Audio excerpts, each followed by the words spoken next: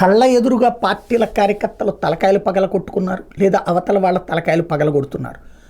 ఆస్తులు తగలబెట్టించుకుంటున్నారు, లేదా అవతల వాళ్ళ ఆస్తులు ధ్వంసం చేస్తున్నారు. కానీ ప్రజాస్వామ్యం చచ్చిపోయింది, మానవత్వం చచ్చిపోయింది.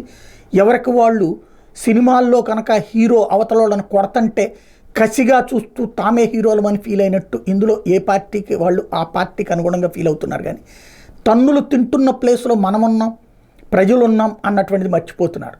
ఇప్పుడు ఆ విషయాన్ని గుర్తుపెట్టుకుని అగ్రనాయకులన్నా స్పందించాల్సినటువంటి అవసరం ఉంది. తలకాయలు పగలకొట్టేవాళ్ళు మనవాళ్ళైతే కేసులలో జైలు పాలయ్యేది వాళ్లే. తలకాయలు పగల కొట్టించుకున్న వాళ్ళు మనవాళ్ళైతే ఆసుపత్రులు పాలయ్యేది మనవాళ్లే. రెండు రీత్యా ఎటు చూసినా సరే నాశనం అయ్యేది మనల్ని నమ్ముకున్న కార్యకర్తలు, మనల్ని నమ్ముకున్న అభిమానులు.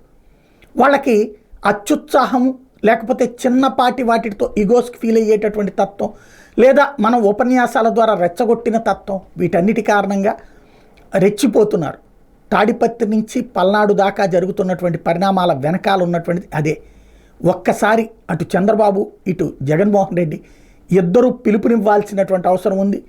ప్రశాంతంగా ఉండండి, ఏదైనా మీకు ఇబ్బంది కలిగితే శాంతియుతంగా చట్టబద్ధమైనటువంటి చర్యలు తీసుకుందాం, కానీ చట్టాన్ని చేతుల్లోకి తీసుకోవద్దు అని అలా పిలుపులు ఇవ్వకపోతే ప్రస్తుతానికి పోలీసులు తాత్కాలికంగా నియంత్రించగలిగారు.